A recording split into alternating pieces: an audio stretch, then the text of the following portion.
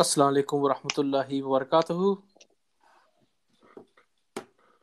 Wa alaikum salam wa rahmatullahi wa barakatuh. What's happening, bro? You well? I'm all good. You can hear me okay, yeah? Yeah. I think there was a bit of confusion, For some reason, Stereo started calling me. And then when I joined that session, it was showing that you guys were joining, but I was there for, at least a minute. And Okay. I knew Yeah, nothing was happening. I got a similar issue where I just saw you, but I couldn't speak to you. Strange. Yeah, well, I can see Cam is joining now as well. Let me just have a quick. Let me see if I can. How's things with you anyway? I'm gonna see if I can add him into this. What are you saying? How's things? Yeah, no, everything's good, alhamdulillah. There's a local brother who started a nice little initiative in terms of setting up like a WhatsApp group to try and get everybody to come to Jamaat for the Salah because we don't really have a proper mosque nearby. Mm-hmm. Mm-hmm. But so people just use this little prayer room that we have as somewhere to pray when it's time for namaz. But we never had like a regular Jamaat there. So because the brother, I think, just lives around the corner, he's like, let me run it and I'll notify everybody what time I'm there and then get people to come. So nice little initiative and alhamdulillah, it's going quite well. Good stuff, man. Good stuff. Yeah, myself. Yesterday, recorded a podcast with brother Mutaki Ismail. I'm not sure if you have heard about this brother. He does the Islamic history podcast. No, definitely heard about him. Listened to many of his podcasts before as well. Yeah, I've listened to a bit of yours as well. Really good so far. Only about 10 or 15 minutes, but I'm enjoying it. So hopefully, inshallah, I'll finish it off later on. No, good stuff, man. Yeah, good. No, it was really good. So, if anybody wants to listen to that, it's brother Mutaki is like sort of specialized, or his main research is about Islamic history. So it was a really good podcast about why Islamic history is important, why Muslims should know it. And I'm not going to go into any of that because obviously this is a different podcast. But if you want to listen to that, you can find that on the Islamic Vibes podcast, which is on any all popular podcast platforms, and also on YouTube under the channel Path to Revival. Okay, so Cam was trying to join. I don't know what's happening. I can add him as a co-host. Let me see if this works. If not, then we will just inshallah start with what we got to do. So I've added him. We'll see what happens. See if he joins. But okay, inshallah. Let's make a start, isn't it, bro? There's a couple of Yeah, that's fine. Cam can join and give his comments when he gets in. No harm in that. Yeah, exactly. So what I want to do is got a couple of segments today, some interesting ones, and it would be difficult to go through a sort of like weekly roundup without mentioning anything about what's happening in Afghanistan, because at the moment, as you know, there's a lot that's kicking off. The only thing is that what I'm going to do is, because we spoke about this topic last week, and also on Voice of the Ummah we did a Instagram live.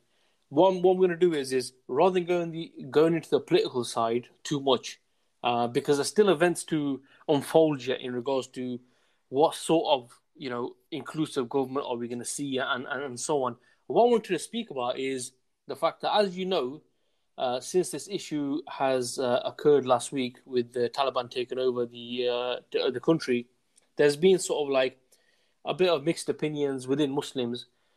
Some are, overly happy, whilst others are a bit skeptical and so on.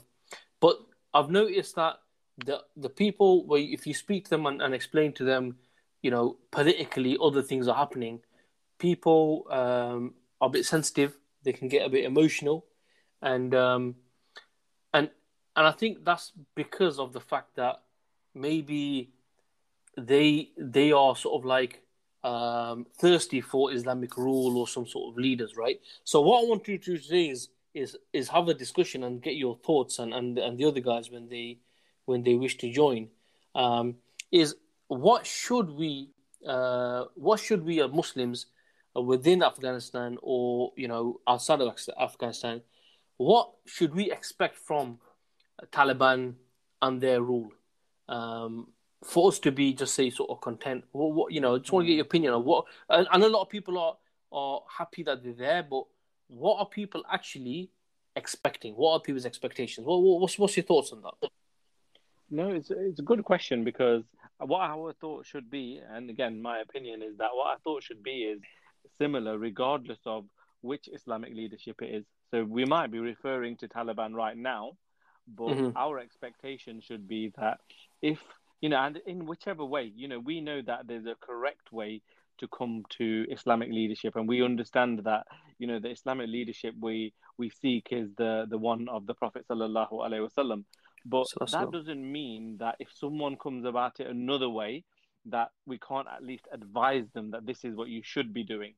You know, because mm-hmm. the advice element should still be there, because at the end of the day, there are Muslim brothers and sisters. Mm-hmm. So when we say what should people do, it doesn't apply just to Taliban, but say we take them as an example. I think just what a couple from me is, initially it's important that they don't fall into the traps that are laid out for them by the Western powers. And Mm-hmm. unfortunately, we're seeing a bit of that already, because we should, the Taliban really, the fact that they've got control of the region now, that's their opportunity now to not form like a coalition government with other parties that are don't see Islam as the solution and don't see Islamic rule as the correct way forward. If they're in the position of power, then why are they compromising? So I would say one of the things is certainly for them not to negotiate with people who, you know, previously have been known to be Western stooges, people Mm-hmm. who clearly implement or wish to implement the Western design for the region.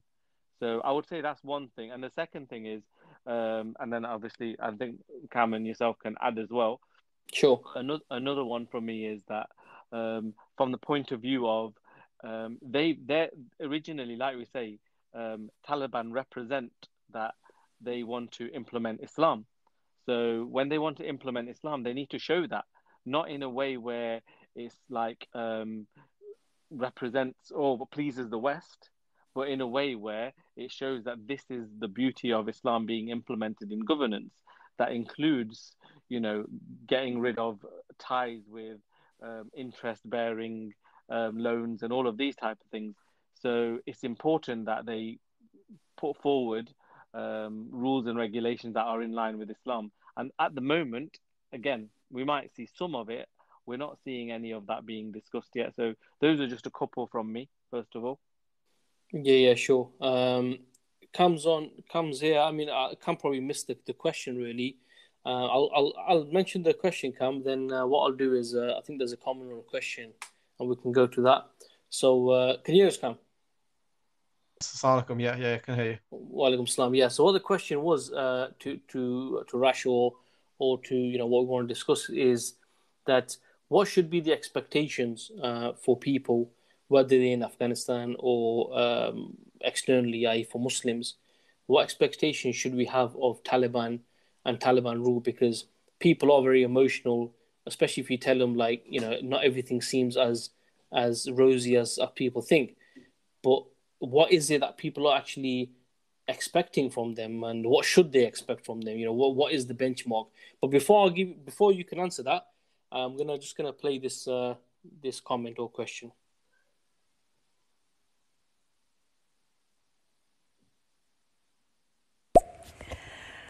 I always say to take over a country is one thing, but to deny its own people their rights, their normal rights, especially when it comes to the rights of girls going to school, the women's rights to be respected, then if you don't respect that, then you have the international, you have the international coming in.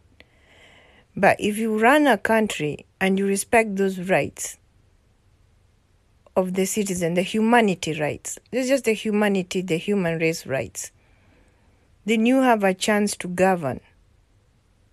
But you can't govern if those rights are denied.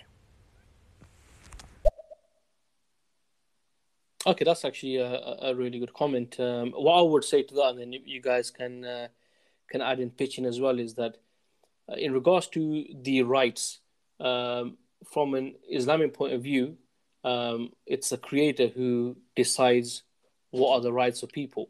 Now, Taliban have come out and said about women going to school and education and stuff like that. But the issue I have is that who gave the supposed international community the right to think that what their views are correct and that they can impose it on other people?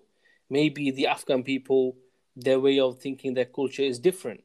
Why is it that they are not allowed to do that and they have to have these universal, which are not really universal, but these universal rights which they think are right, and then they use these rights to interfere with other nations? And just to add that, if you're talking about the right to go to education and stuff, then in places like France, we see that women are fined, even imprisoned, and not allowed to have education because if they want to wear Islamic dress. So who is it that actually is going against the rights of people? And why isn't the international community, which is so concerned about rights, not doing anything in places like France? But when it comes to Afghanistan or in the Muslim lands, they want to impose their universal rights or what they think is universal rights. Rashkam, anything you want to add to that? Yeah, what I would say is that that comment is it's the issue is, and she's welcome to come back and try and refute this, but the issue is that comment comes on the basis of what international media is pushing. You see, if you think that what the US and the Western powers want is equality for women, you know, some kind of not oppression of women and all of these things, and if they want human rights in Afghanistan, then they are them going into Afghanistan have caused the worst so-called in their terminology, the worst human right issues there and the problems that have been seen there. The fact that the Taliban was able to take over so much or all of Afghanistan in such a small amount of time was, okay, partly to do with, you know, the Afghan government moving aside and all of those bits, but also more importantly than that is because the majority of the people in the country would rather have the Taliban in charge than the corrupt Afghan government that the US put in place. Yeah. So for someone to say that, oh, if you don't implement human rights and, you know, women's rights, then the international community is going to come in and you'll have to pay the repercussion to that, or you pay the price for that. Personally, that I think that's bogus. That's just what the international media, by just showing 5% of the Afghans that are, you know, are not happy about this, or 10% or whatever that small minority is showing them, because they're the ones that over the last number of years were helping with the US plan in the region. Okay, I'm not saying that there aren't other Afghans that maybe aren't happy with the Taliban. That's fine, but they are still happier with the Taliban than they were with the puppet government that the US put in. It's just the media that is pushing this narrative that, oh, okay, America is going to somehow go in or forget America, the international community are the ones that are going to go in and help the women. It's bogus, you know. It's a purely pushed by media. Can I quickly jump in there as well? I think if the sister has this does a bit of research, look into something called ghost schools. Now, I'll read out a quick paragraph on what the BuzzFeed News mentioned about this. Basically, it was a journalistic reckoning of Afghanistan's school system and education while the Americans were there, and it said that essentially this was the only time that they allowed sort of journalists to go in and visit schools across the country. Internal US and Afghan databases and documents and more than 150 interviews has found that basically Afghanistan is riddled with ghost schools, teachers and students that only exist on paper, just to show to the American public that they are essentially educating the Afghani people, but they weren't. It was all lies. It was all fake. Also, we need to ask the question: is it better for those women and children to be killed, or would it be better for them to not even go to school? Say the Taliban turned around and said, "You know what? Yeah, women can't go to school." Okay, yeah, that's bad. We know that Islamically that's not allowed, and all you know, sisters have the right to education. But say they did that, Is it better for them not to go to school? Is it better for them to get killed? That's the alternative. The alternative is a US occupation that's going to bomb you. I think all their sisters in Afghanistan, let them speak and say what would they prefer. And they will, and this is why Taliban found it so easy to walk in to almost all of Afghanistan and take over all the power bases without any resistance, because the people would prefer them over the US occupation. Exactly. Yeah, some really good points there, bro. I think we've got a few more comments on the back of that. Let's check these out, and then Cam, we can go back to the question that I posed. Yeah.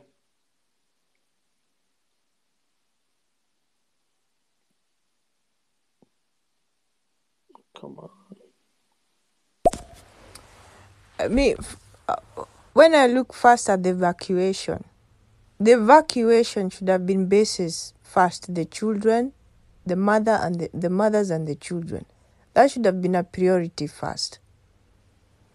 And then from that they move now to the young children, the young boys and everything, because they need education, they need stability, and they need a thinking of towards the future. That should have been just like I don't understand why they didn't do the same evacuation as they did in Somalia. In Somalia, that's what they did the evacuation. The evacuation first, they took out the children and the moms and the girls and the young boys. But this evacuation was totally disaster. It's just a disaster.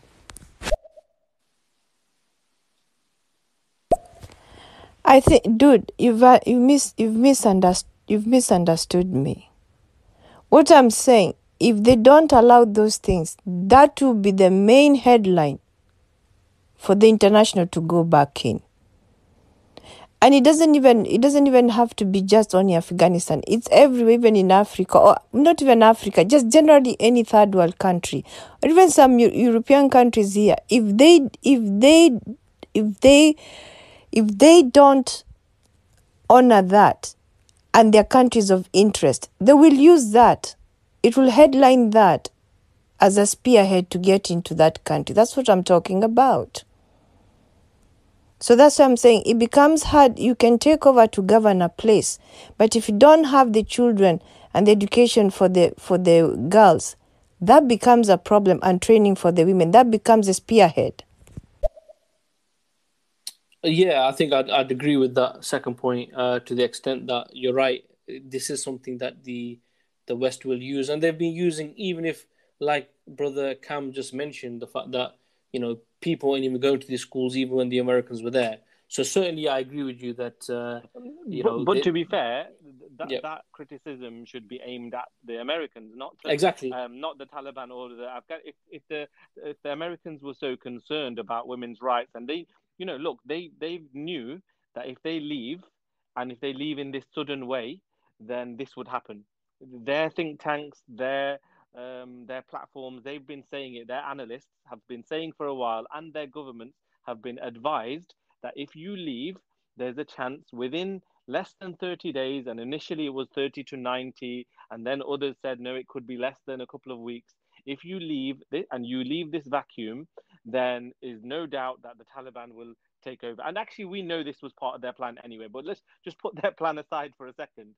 They knew, say it wasn't their plan. They knew that if they left, then this would happen. So isn't it down to them, for all of the people that support them? So for instance, all these translators talking about who help the British government, help the US government, these people who were working in the Afghani, the propped up government that America put in place, all the people that was working for them, all the people that were in these new liberal industries, movie industry, music industry, all of that the Taliban would not be allowing. Wasn't it then their responsibility to say, if we're going to leave, these lot are all going to be left at the back, at the whim of the Taliban, so we should help them first. You've been there 20 years. You've usurped the country. You've occupied the country. You've taken their resources. You've controlled the place. Now you're leaving. Isn't it your responsibility to look after all of those people who supported you? What's that? Why would that be a criticism towards the Taliban? Yeah, no, exactly. And I that's mean, the and I'm not yeah. even trying to defend the Taliban. I'm just saying that's the criticism to them. Well, weren't people talking about I think it's Dominic Raab that he should resign because the fact that they just totally deserted them, all the people they'd be working with, and just left. Yeah, and again, I think this is maybe a separate discussion. Maybe we move on to what we were asking earlier, because Yeah, sure, this sure. is the discussion where you give credibility to the what the international narrative is, and we know if the sister wants to listen back to the previous show, we broke down that the Western narrative to what is happening in Afghanistan is incorrect. What the mainstream media are showing is incorrect. And even if the Taliban did something that was good, and she was saying that, oh, okay, it's good that, if they did this, then the international community wouldn't come in. Trust me, if they do something good, it won't be shown. And if they do something bad, it will be exploited. So they can't win anyway. Yeah, no, exactly, man. So listen, Cam, I don't know, do you remember the question? Yeah, I do. I mean, what can we expect from Afghanistan and Taliban, essentially, wasn't it? It still says you've got 3 comments on there. Is that right, or is that the ones we've listened to? No, that is right, but let's move on a little bit because Yeah. otherwise, we won't deal with this question. I mean, like, I'm surprised you remembered it, but if we get time, we can come back to those comments. Yeah. Yeah. No, that's fine. In terms of what we can expect from Taliban going forward, No, not even um, like not like what can we expect? What should we? oh, What what should should we be the expect? yeah? What's the benchmark? What should we be? Because like I said at the beginning, a lot of people are quite emotional about this topic, and Yeah. they don't. To them it's just a case like, look, this is good, but have we actually even asked ourselves what is it that we want? What should we be expecting from the Taliban? So this is what I'm asking. The Yeah. question is, what do you think? I think that question alone, a lot of Muslims are they're quite flex because of the sort of oppression that we've been under in all various countries and various places that Muslims live. Um, they sort of just take anything now. Now anything's a victory, and I think that's what I've felt so far with this Afghanistan and people that support not essentially support Taliban. They just supported the fact that there's some form of victory. It seems because America have left, and Sharia law is now going to be implemented somewhere. So there's that element of what, I'll take anything because anything is better than the previous. And I think that's made a lot of Muslims quite sort of blasé about what to expect. I was expecting that Muslims would be like very, very sort of a bit like us, where we'd look into what Taliban are doing. Obviously, now they're talking about an inclusive government. I would have thought there'd be a big backlash to this, but there's people like Mozambique and Five Pillars and all these other Muslim institutions and people that are quite sort of famous in sort of the Muslim community. they Mm-hmm. they're all going along with it, like it's a good thing. Like it's almost like anything is good now. Anything, and it's so easy for America and just any the West to carry on with their plots and plans against the Muslims because we just seem to find everything is acceptable. So that's one thing. From I don't know if we want to talk about what we expect as as in us guys and how we from an Islamic perspective how what we should expect. But I Yeah, think that's what yeah, that's what I'm saying, and it's good that the way you started your response really is the fact yeah, that it may be our our expectations, or maybe the situation we are at the moment. Anything's better than nothing, but as yeah. Muslims, what should be the benchmark? And I think that's the The, question. the benchmark has to be Islam and the Sunnah, and we have to really look at sort of history, look at how Islam was established, how the Khilafah was run, how what the laws and what the rights of women and men and children were at the time, and then we look and see does that replicate it. It essentially it doesn't at the very first hurdle. The fact that they've claimed that it's not going to be a Khilafah, it's an emirate, and this and the building up of emirates are a Western plan from the very start. That the Saudi Arabias, the UAEs, the all these other emirates that you have, these are all Western constructs. That's nothing to do with Islam. So straight away, we knew from the very first moment they've mentioned we're going to create an Islamic emirate of Afghanistan is that they're not interested in the real Islamic solution that's going to solve the problems of the ummah, and that is Hmm. that we need a global caliphate because there's no way we're going to protect the ummah through emirates. We've seen Emirates is just like another nation. It doesn't matter. It doesn't mean anything. Saudi Arabia, people think it's got Sharia law, but it's not really Sharia law. It's just, bits of Sharia law, and then the rest is just a monarchy. So we need to realize that this isn't the solution. These sort of Emirates or even part applying Sharia law and having inclusive governments, this is just going to make our situation worse and worse day by day until we still always seem to call for the Khilafah again, a global caliphate that actually applies Sharia to the fullest, to the point that it can defend the Muslims. That's the only time we're going to see a real change. And that's what we should expect as Muslims. We should look at this and think, okay, yes, that's great. We're kicking out the occupiers. Okay, say if we are, if that's what's happening, yeah, we should be happy about that. But the next thing we should have expected is that they pull out some real big maneuvers that really unsettle the world. Things like calling to other Muslims around the world. Forget the leaders. Don't call to the leaders because we know they're all corrupt and they're all Western agents. Just call to the Muslims of those regions. Say, there's no borders anymore. Let's unite. Let's do free and fair elections to appoint the Khalif. And just proper rile up and do things that will completely topple the current structures and make people panic. But they didn't do any of that. They stayed within the game that the American chessboard has allowed them to in terms of the boundaries that they can play within, and that's it. And it's just gonna. And we've now already seen that they're looking to do even more in terms of make an inclusive government with their US agents that we know were agents from the very start. And that's the thing we need to, because this question's a bit hypothetical on the basis that if genuinely there was still, if there's people still thinking that the Taliban coming into power, they're gonna be completely implementing what they want, and they're not going to be under the influence of these previous puppets and America at large, then some of the evidences that have been provided, both like you said, Maj, earlier on the Instagram live, on some of the social media platforms, on the discussion that we had last week, that actually, as the events continue, it's becoming more and more apparent that this version of the Taliban is not the Taliban of previously. This version, the fact that over the 20 years, America has been able to take out all of the Taliban leaders that had the more hardcore way of thinking in terms of, no compromise. Whereas what they've left behind is, firstly, a leader who they put in place, someone who is influenced in Baradar, they've put him there. So that's one aspect. But on top of that, with their over the horizon strategy, they're going to continue to control the Taliban going forward. So the reason why I call it hypothetical question is, I think hopefully Muslims, the more they read about this, the more they will realize that this isn't like a victory where we're going, oh, the Taliban, they've kicked out America, they've won, it's the graveyard of empires, look at them, they've succeeded. Actually, what we're starting to see are those plans that the US have put in place over the last 20 years coming to fruition.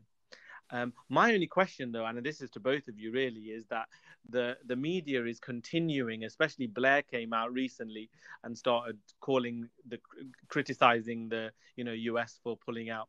The media is still pushing that narrative of this being like a defeat for America. I have my opinion on why they're doing that, and I think it's partially to do with consumption of their populations. But do you guys have any other reasons to think that? I would personally say is you're right. I've thought about this myself as well. That why are they really actually putting a lot of effort to give this impression? And the way I see it is the fact that the normal person, unless they don't do any digging around and come across the over the horizon and understand the linkages between the Taliban and the people that they're going to be forming an inclusive government with, understanding things like the Doha Agreement.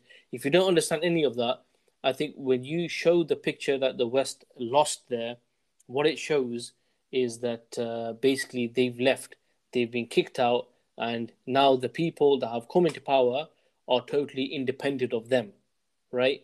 So for a lot of people now, with the next maneuvers that are pulled within Afghanistan, or if this happened in any other country, then it would sort of like, in a way, wash the hands of America being involved, because you would think, well, they got kicked out anyway.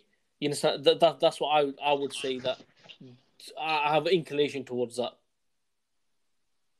Yeah, That makes sense. exactly. That would have been my point as well.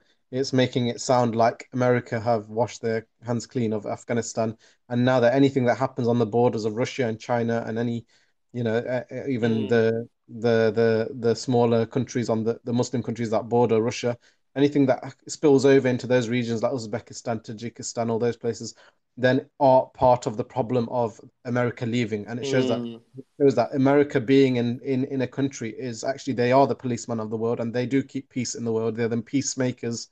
And by them leaving, it creates chaos. It creates this illusion that it's chaos, but really, it's the chaos they wanted in those regions because they need to reduce the economies of Russia and China and also sort of break down some of their plans for like the One Belt project, which tries to link China to the Middle East all the way through to Europe and would make China a global capitalist superpower in the next 100 years. So it's certain maneuvers that they need to do, and they need there to be chaos in those regions. But how do they do it without it being named Mm. American created? Yeah. No, the only I agree with what you guys said. The only one I would add to that is Mm-hmm. this type of strategy where you haven't got boots on the ground and you're not directly occupying does help them implement their plots because they've managed to do it in other Muslim lands.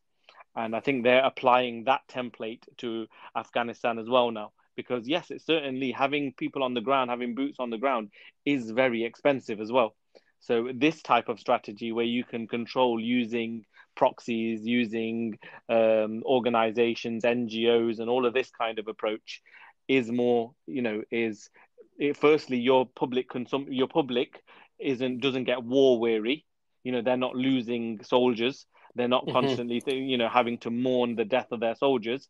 And what happens is you can continue to neo-colonize these lands, control what's happening, take out or assassinate a leader when he's not complying by what you want, and continue to influence those regions without your populations constantly on your back going, affecting who's going to get voted in, affecting, criticism of, why are you spending all of our taxpayer money on these wars when they're not benefiting us. So that's a couple of things I would say is other reasons why they're really hardly pushing this view to in all media platforms to highlight this as a defeat for the West and for America. Yeah, sure. What I would say is to sort of like piece together what you guys have said in regards to the question that I posed, and to sort of conclude this segment is that from what you guys have said, especially Cam, he spoke about as Muslims, if you go back to the Quran, the Sunnah, the Sharia, we have the blueprint of what it means to be implementing the Sharia. We have a leader, the Khalifa. We have the rules and so on. Right now, this is something which is clear. It's something which is seen by the actions of the beloved Messenger sallallahu alaihi wasallam and also the companions afterwards. Now, for us, then, from a Sharia point of view, this should be our goal. This should be our aspirations, and this should be the benchmark. Now, anything less, okay, it's not. I'm not saying it's like to do the intentions. Like people, don't want that. Maybe because people in their minds they're a bit more defeated, so they will accept anything less. But building on Cam's point, I think is very important to understand that what we aspire and what we should expect from the Taliban, or like Rash mentioned, anyone else in that matter who claims to implement Islam, they have the Shahada on the flag. This is what we expect because this is what Allah SWT expects. And just to add to this is then if that's our expectations as Muslims, then we should. I'm going to use the Taliban in this particular example, but with anyone, we should then look at actually the model that we aspire. Are these people going to be working towards that? You mentioned, Rash, about the inclusive government, that they will be forming an inclusive government with people who are open collaborators. On top of that, they've asked for your international community to help them economically and help them stabilize their country and so on. So if you're trying to establish Islam in the way that it's been revealed, then as what Cam mentioned, you got to be completely radical in that respect. In the fact that you got to disconnect from anything which is going to stop you from doing that. And unfortunately, in this case, so far, inshallah, it changes. I don't see that going that way with the Taliban. So if you guys want to add anything else to that sort of conclusion, and if not, then we can continue to the sort of next segment. Rash, I think you want to say something. No, that's fine. You covered off what I was going to say anyway. That's cool. Cool, man. All right, cool. So let's move on to the second segment that I want to speak about. This is actually something which happened a few weeks ago. I know we normally speak about things that happened in the previous week, but this is something which I know Rash definitely wanted to speak about this last week, but the Afghanistan issue just took the priority. So a few weeks ago, we saw that a 22-year-old, a guy called Jake Davison in Plymouth, UK, he basically went out and shot and killed 5 people, and then ended up killing himself. This happened on the 12th of August, right? And the first person he shot actually was his mother. Now, we can speak about the sort of the issues that surrounding this person's what he did, right? But what I want to mention is that if you're following this story, then you'll see that a lot of the investigation is pointing towards something called incel. This incel ideology, okay? And if we look further into incel and what it is, then we can see actually they're putting the blame on this type of ideology or this type of way of thinking. But as people say, there's no smoke without fire, right? Now, I want to just explain to you what incel is, and then we can continue. I've got a question for you guys, right? So basically, incels, the people are men who describe themselves as involuntary celibates. In other words, they're not having sex and they want to be. And also they say that they see women as completely commodified and dehumanized sex objects that are there purely for male sexual pleasure. And they blame women for the fact that they're not having sex. Now, my question to you guys, and we can discuss this, is do you see anything, by any chance, in liberal societies in the West today, right, that may help forming such opinions towards women? What do you guys think? I can go on. Sorry, go on. So so the meaning of involuntary celibate is like you mentioned, it's people that feel like they want to have sex but they can't because of some A, B, or C reason, and it's usually because either it's self-confidence, it's they think they're ugly, or they purposefully sometimes they don't make themselves available so that they can be part of this community because they feel like a community or social structure around them, people online that they can gather around and talk about it and feel like they're part of something. It's usually like loners and people that are generally homebound and out, not very sociable. Now, in terms of this society, we can quite clearly see why there would be people like this in society. Because firstly, the vain society that we live in, there's the social medias like Instagrams and Snapchats and TikToks that are constantly promoting only beautiful women, beautiful men. They're constantly bombarded with, this is how you should look, this is how skinny you should be, this is the type of clothes that should fit you, this is the type of life that you should live, and it's really depressing for the person that can't afford all of that or doesn't, or Allah hasn't given them that sort of beauty to begin with. So it's constantly going to depress someone and make people realize and really chase the fact that they're trying to reach this goal, which is unachievable. And what happens is this, obviously, it's going to cause a level of depression, cause a lot of anxiety, and then to the point they become this. They feel that they can't progress anymore in life with any relationship, and they'll start associating themselves with this sort of movement. But the main thing I wanted to mention is that this movement isn't about people that want to go off and generally kill women. This is just an aspect of someone that's taking that sort of frustration out in a certain way. The majority wouldn't do that. Otherwise, we'd see, loads more of these sort of shootings and killings, a bit like the school massacres in the US that have become cult thing. It would become like that, but it's not like that here because that's just the way this guy wanted to act out.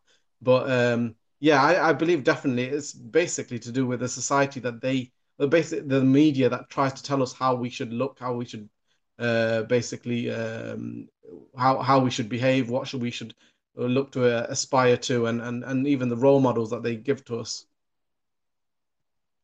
Yeah, yeah, bang on, man, bang on. Rush, Yeah, um, build on that. yeah. I think there's a bit more to it than that. And if maybe I didn't understand your question, sorry, from earlier a bit. Were you talking about what kind of groups or what kind of ideas are there in society that has led to this? No, what I'm saying is that, for example, when they're doing this research and they said that this guy was heavily involved or he followed this incel group, right? And Mm, one of the key things is that I found was that uh, what they said, and similar to what Cam was saying, is that the people who carried this type of mentality, they feel that basically women are completely commodified and dehumanize sex objects, right? mm, And they're there purely for male sexual pleasure, and they actually then blame the women that for they're not having sort of Yeah, relations with them. So what my question was the fact that this type of mentality of women being commodified and dehumanized sex objects, they're trying to blame it just on this type of group or this idea. mm. But what I'm saying is that do you see anything in the society that might help someone form that opinion that women are just Yeah, commodities? definitely. There's two sides to it, and I see where you're going now. So there's two things I would add is firstly, one of the key reasons that this society, we're seeing more of it growing in more recent times is we now have a generation of both men and women, but particularly men and boys that are growing up with pornography on tap. Yeah, as well as what Cam mentioned, this idea of social media, fishing for likes, only feeling like you have value when you get to, you get this kind of superficial buzz of, oh, I've got X number of likes on a post that I went up. Some of these so-called incels have said, we posted on social media, it's been like 10 hours, not one single person's liked my photo, and then that makes them feel lonely and they feel like, oh, no one likes me, no one likes the look of me, etc. But on top of that, the other side of it, the side Mm. you highlighted, this idea of they feel that women are an object that they have their right over, and that's why the incel community are so-called very into, they talk about rape openly because Oh, they okay. see, yeah, they see rape as something that should be allowed. Yeah, Good deal. because they say that women, like you said, they're complete objects, Mm. and rape should be normalized because it's women's fault. They're there as objects for men, and men should be able to carry out whatever acts they want on them, and obviously via rape. But the one I added though over what Cam mentioned is this idea that we're now seeing a generation of youth that pornography is completely accessible at their fingertips. Yeah, When 100%. when we were younger, pornography was there, but it was always something that people would, it was a bit secretive. It was a bit like, people had to go out their way for it. It wasn't True. as accessible and all of these things. And there was this Well, mentality. put it this way: it was always at the top shelf in the news agency. You couldn't reach it anyway. Exactly. He couldn't reach it anyway. But there was this, and it wasn't as normalized. It was very 100%. much it was a kind of a hidden thing that, okay, some people did. It was even seen as grubby and all of these kind of things, and there was words to say. Whereas now it's 100% completely normalized, and even 9, 10, 11-year-old kids, maybe younger, have easy access to it. So That's crazy, man. what they're saying is that it's so on. But the thing is, there's been these discussions, quite a few of these discussions on this incel, because even I hadn't come across this, to be fair, until this recent shooting. But there's been quite a few conversations on this now. But the conversations are geared away from things like pornography, from things like the other thing I wanted to mention is feminism. It's steered away from these things because those are actually constructs of this society. All of a sudden, if you start questioning feminism, if you Hmm. start questioning pornography, what are you doing? You're questioning the very several of the things that everybody engages in this society. So they don't question it. Instead, what they're doing is, oh, let's call out these incels. They're another a group of with an idea that can lead to violence because obviously we've seen shootings, Mm. um, and that's why they're not having that discussion. But as Muslims, we can have this discussion now. we can see that these kind of communities are born out of the fact that, you know, you have pornography on tap and you have this feminist movement, which is very, very dangerous because it creates this battle of the sexes that they always talk about. In Islam, we don't have battle of the sexes. We have Allah subhanahu wa ta'ala has defined roles, rules, and regulations for each of the sexes, and they have their duties. Their duties aren't, oh, I want to do this, so why can't, you know, as a man, I can do this, why can't a woman do it? Or a woman saying, oh, why, if a man can do it, why can't I do it? Yes, we're seeing that. The reason we see that is because of Western civilization corrupting Islam. But the pure form of Islam recognizes that men and women are different. It recognizes that the man has a certain role, the woman has a certain role. Whereas as soon as you remove that, which is what we're seeing in this society, and therefore the growth of feminism, then these are the fruits. Yet they won't have that conversation because then they have to question the foundations of their very liberal ideas. Yeah, 100%, bro. You made some top points there, and before I build on any of that, we got loads of comments or questions, bro.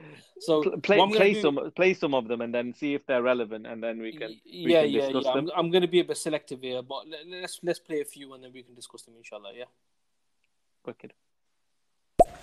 Assalamu alaikum wa rahmatullahi wa barakatuh. Good conversation. Just gonna add my 6 pence.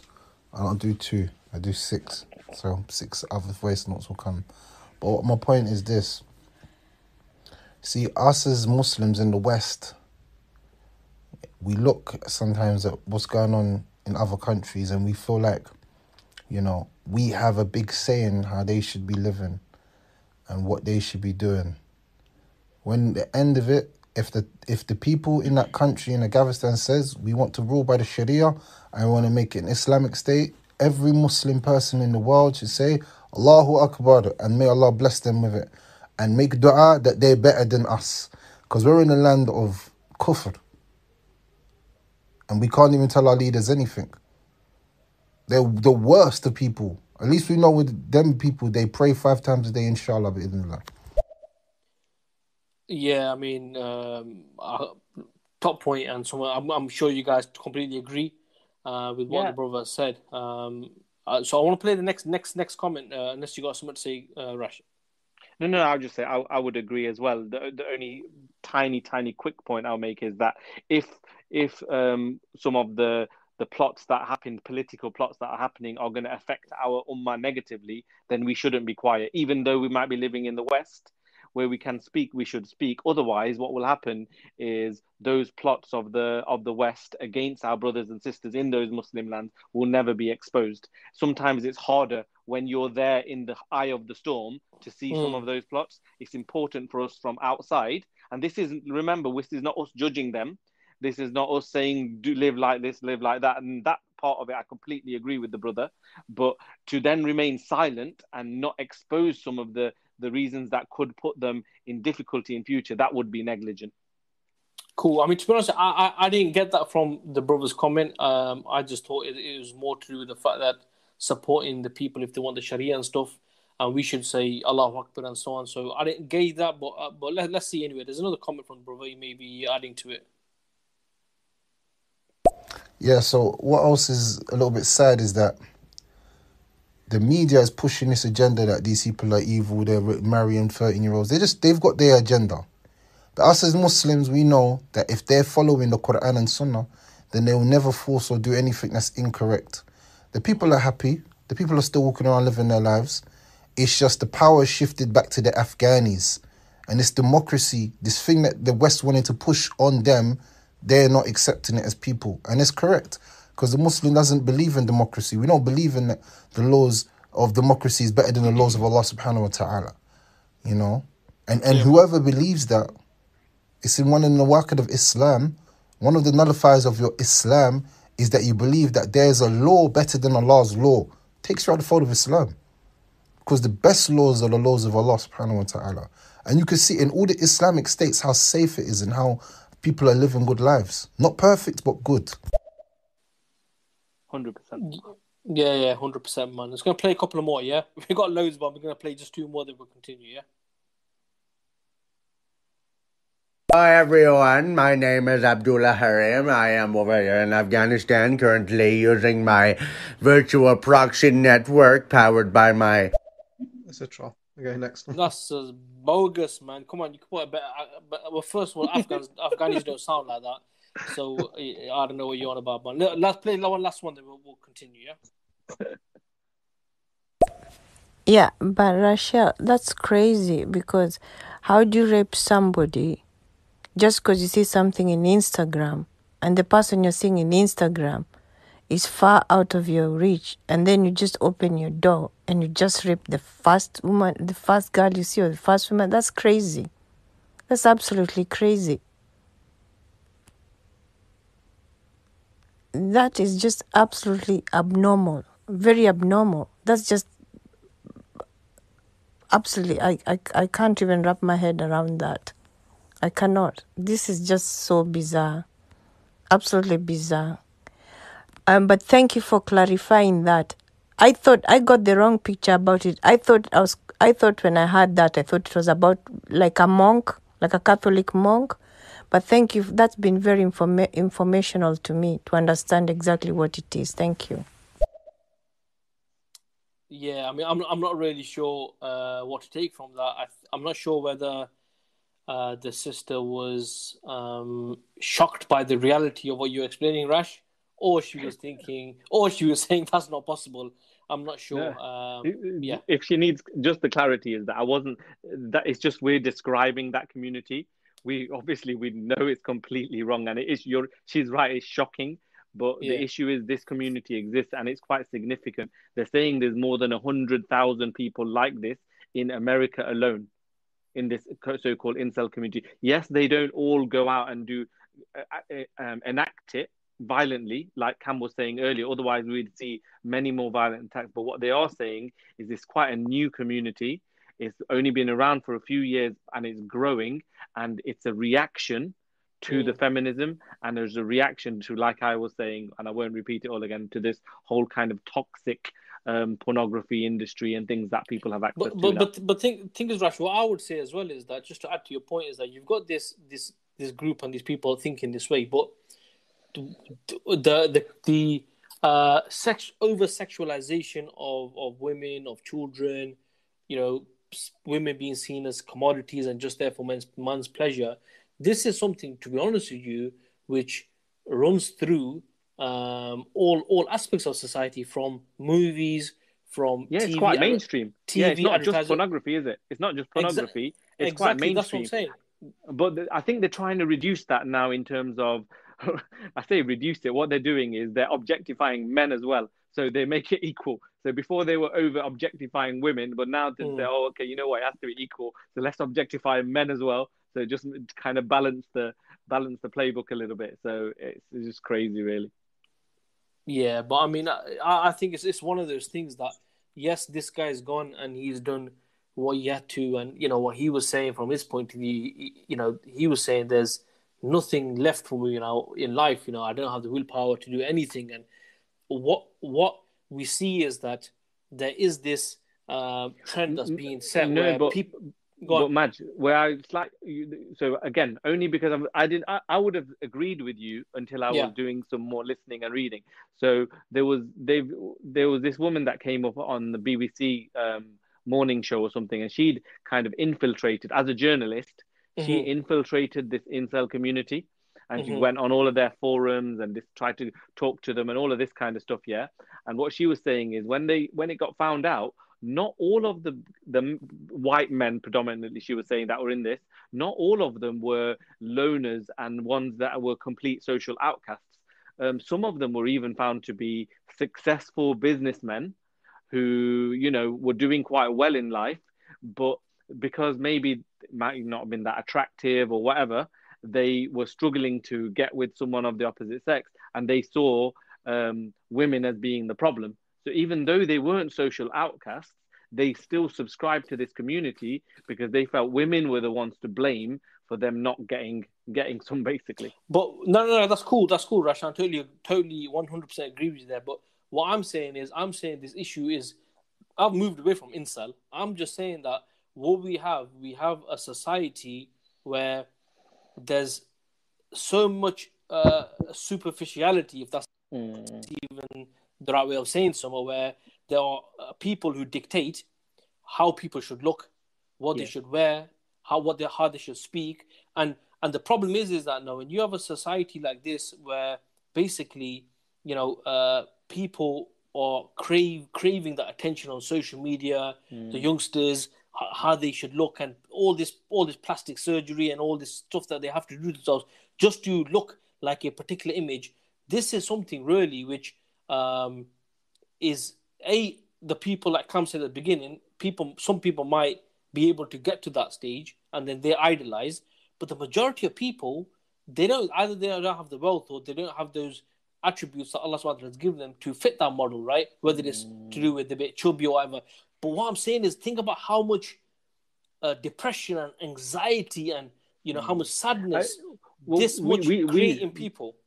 Yeah, we see it real world, isn't it? So, why do they call places like India rape capital of the world? So what's happened is, you're right, it's not even to do with, the pornography industry. Mainstream Hollywood, Bollywood and stuff promotes these beautified bodies and girlfriend-boyfriend relationships so heavily that many men and women who can't get into those relationships feel like they're outcasts. So what ends up happening is these issues happening in society, whether it be rape, whether it be just men and women looking at each other in the wrong way, all of these kind of things happen in society because, like you said, they've made it so superficial, and they've heightened this desire of lust and relationships pre-marriage to such an extent that you think that without being in a premarital relationship, that somehow something's wrong with you. And I saw this firsthand when I went to Asian subcontinent. I saw people with that opinion that, just because that boy I was speaking to, he was like, I haven't got a girlfriend, so people look down upon me. It's like, wait there, this is a Muslim country, and this is the attitude of people. But that's Hollywood and Bollywood created. That's not real. And again, that's the lack of Islam. Islam doesn't make the relationship isn't all about attraction. It's about partnership. It's about one person helping the other person getting into Jannah. It's about many other things. Okay, you have to be attracted to someone, but in this society, that is the be-all and end-all. Whereas under Islam was about our mission is to get to Jannah. Half of our deen is completed by getting married and having another half. That the mother the wife that we marry, she is responsible for the nurturing of our children. There's so many aspects to a man and a woman and a husband and a wife relationship. Whereas in this society, those aspects are all secondary.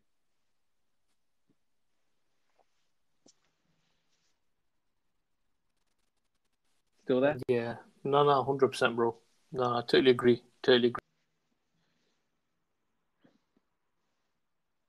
What about Cam? What do you think? You've got a few comments coming, but it's up to you if you want to take them or not.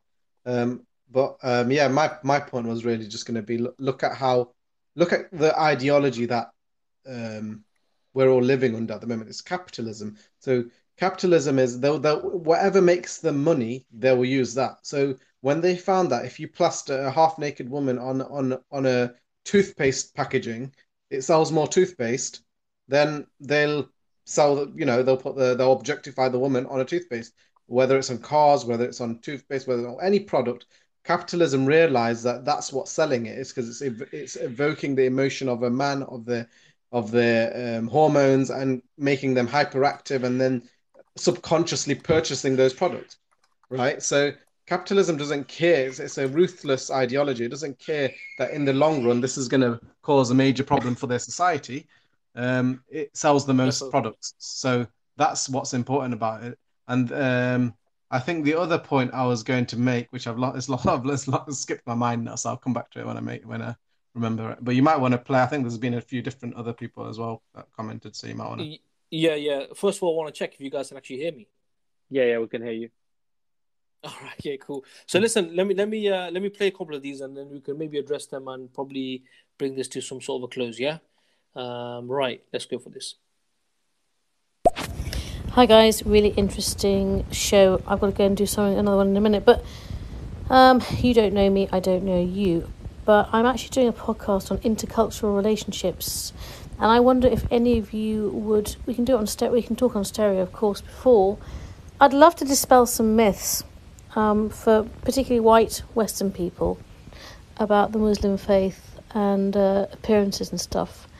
I know that sounds a bit vague because I'm thinking off the top of my head. Anyway, really annoyed I can't carry on listening, but I'm here for a few minutes. Really interesting topic.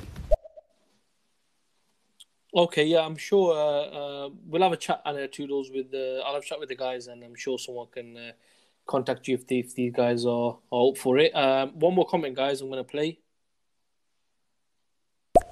But I don't think so everything goes down to looks. Okay, there's some people who are good looking, but their behaviors are totally. I think their behaviors are totally bizarre. They're not kind people.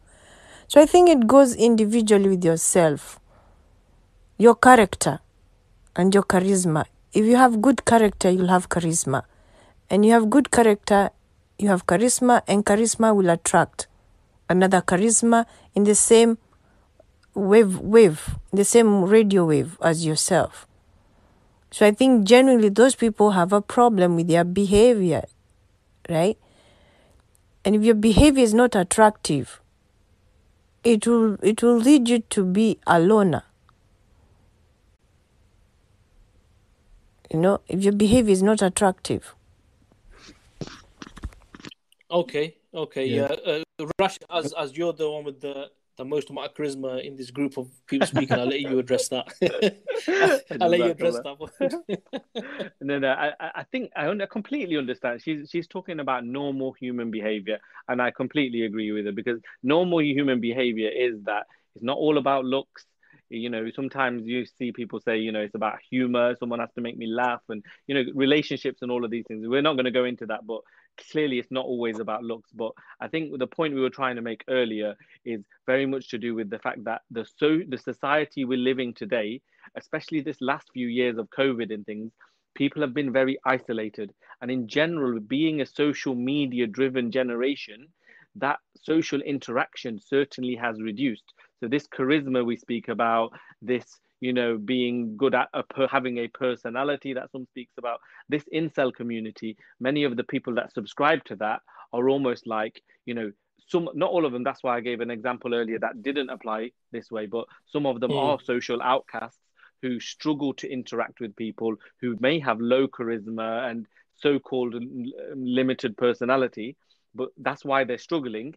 But they've been indoctrinated by this community that's making them think that that's women's fault, rather than realizing that, you know what, that's a product of this Western liberal society. It creates these cliques of people who think in these certain ways because the society itself isn't developing people's thoughts and, you know, interactions based on a rule set. And this is where Islam comes in. Islam regulates interactions. Islam tells us why we marry. Islam tells us the responsibilities. So because Islam is this whole framework that people live in, and this is Muslims and non-Muslims, by the way, you know, when they live in that framework of Islam, and even previously some of the other religions before they were corrupted, that they came as ways of a life, you know, a code of life. If you follow them, you get a thriving society which don't create these social outcasts. Whereas because we've completely left religion behind and we live in a secular society in the current reality, that more and more people are so secular, society is so secular, it creates this kind of environment. So rather than just talking about incels, we're talking about a whole society being born out of this kind of Western liberal mindset. So that was kind of my point from earlier on, rather than to highlight on just the looks. Yeah, no, 100%. And the thing is just want to quickly add is that imagine everything what you've said there, but now flip it, and somehow Muslims and Muslim women are the ones that are being oppressed. It's laughable when you actually think, when you put it like that, the way you just put it, Rash. It's laughable that these people have the nerve to then point fingers and say those people oppressed, whilst these are the telltale signs of people who are oppressed. And they say, like, yeah, your point's wicked. Yeah, they say Muslim women are oppressed, and these are the people who are truly oppressed by their system.